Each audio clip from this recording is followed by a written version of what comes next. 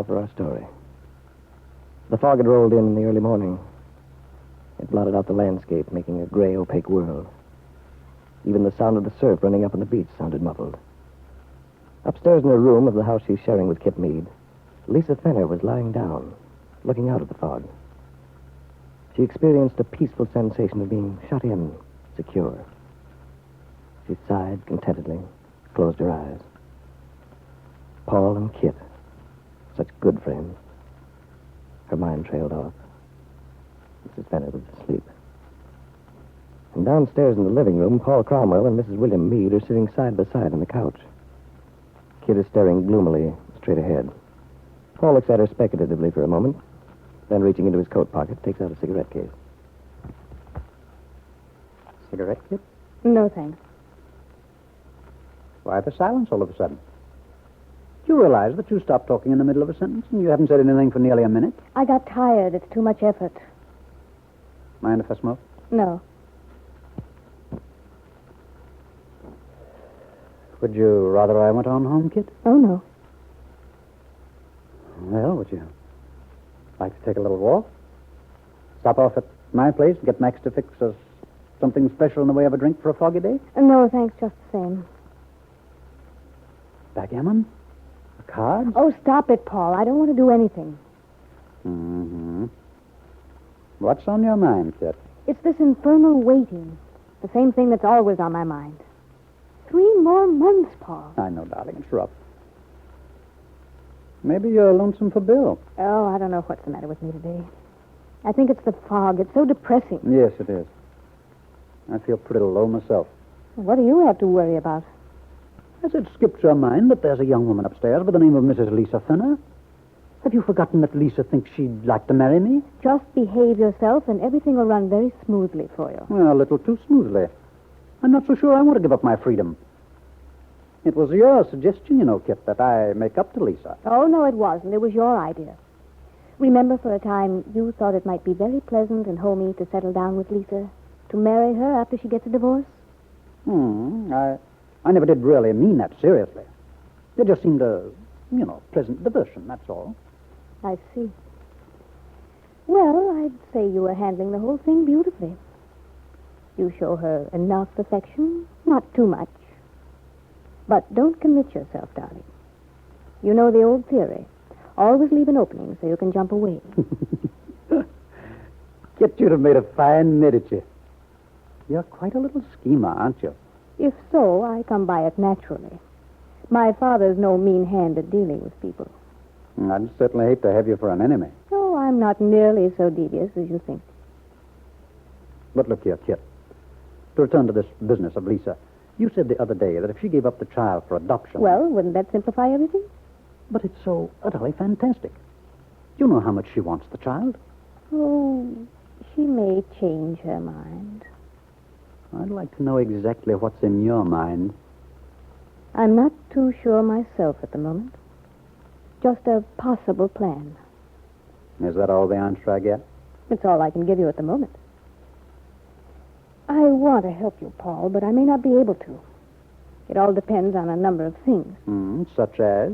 Well, such as... I'll get it.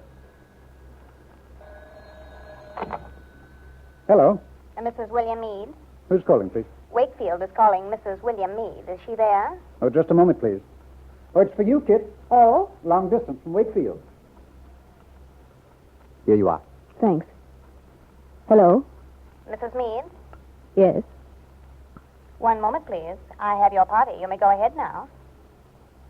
Hello? Hello, Kit? Oh, this is a surprise. How are you? Hold on a minute, will you? Excuse me, Paul, if I shut the door. Oh, certainly. What is it, Bill? What's the matter? Why, nothing. I just want to talk to you, Kit. How nice. I'm flattered. Well, I haven't heard from you in over a week. I know, darling. I've been very bad about writing, but there isn't much to tell. Yeah, but you know how worried I am. Are you? Of course I am. How are you feeling? What does the doctor say? Oh, a lot of things that are supposed to be most encouraging. Oh, I see. You're still pessimistic, huh?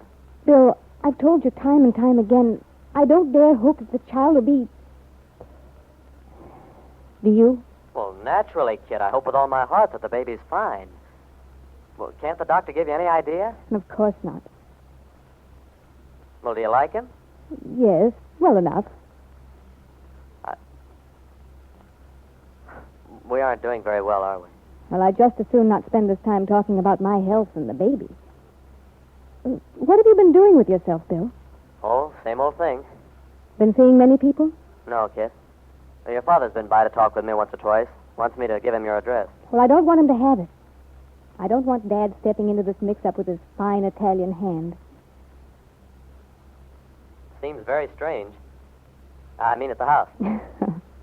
You mean you're constantly reminded of him?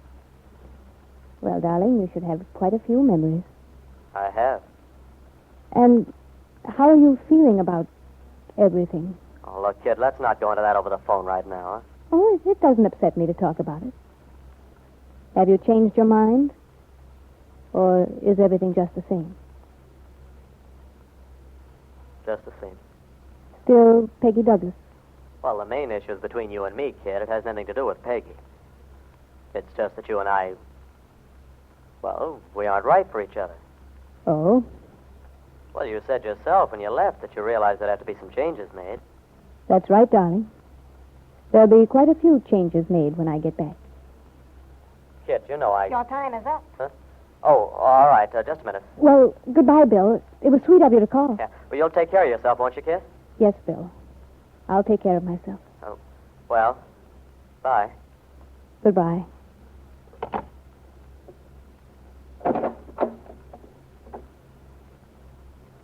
That was Bill. I had a hunch it was. Did you give him my best? No, Bill doesn't know you're in California, Paul. Nor that I'm seeing you. Oh, really? That's not a very honest attitude for a devoted wife to take. So, Bill doesn't know I'm out here. That's a very provocative statement. Kit, are you really so happy with Bill? Well, he's sweet and nice and all that, but... But life's a little on the dull side, eh? Yes. I'm getting bored. I'm not surprised. I told you that from the beginning. I must say, Kit, this is a fine time to let me in on it. I asked you weeks ago to tell me how things stood between you and Bill, and you know why I asked you.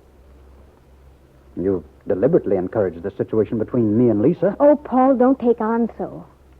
For your sake, it's certainly smarter for Lisa to feel that I'm out of the picture. And I am, of course. Just because I'm fed up with Bill doesn't mean that things are going to be any different between you and me. But couldn't they be? Isn't there a remote possibility? Oh, perhaps a very remote one. That's all I needed to know. I'm going to simplify things around here, kid. I'm not going to get caught in any whirlpool. It's touch and go with Lisa. I certainly don't want to get involved with Paul, her. dear, I suggest that you continue showing Mrs. Fenner the same devoted attentiveness as you've been doing, if you want things to run smoothly. I wish I could get something definite out of you. Talking with you is like boxing with a feather. You seem so sanguine, so sure about everything, and yet you leave me completely in the dark. For heaven's sake, what plan do you have in the back of that head of yours? To make things work out satisfactorily, Paul, for all concerned. Do you mean for all concerned, Kit? Or just for yourself? Since you confessed your domestic difficulties to Mr. Cromwell, why didn't you tell him the straight story instead of the lie that you were bored with Bill? It might be a good idea for us to remember something you said earlier. It was always wise to leave an opening so one could jump in any direction. Is that what you're doing, Kit? Protecting yourself for any eventuality?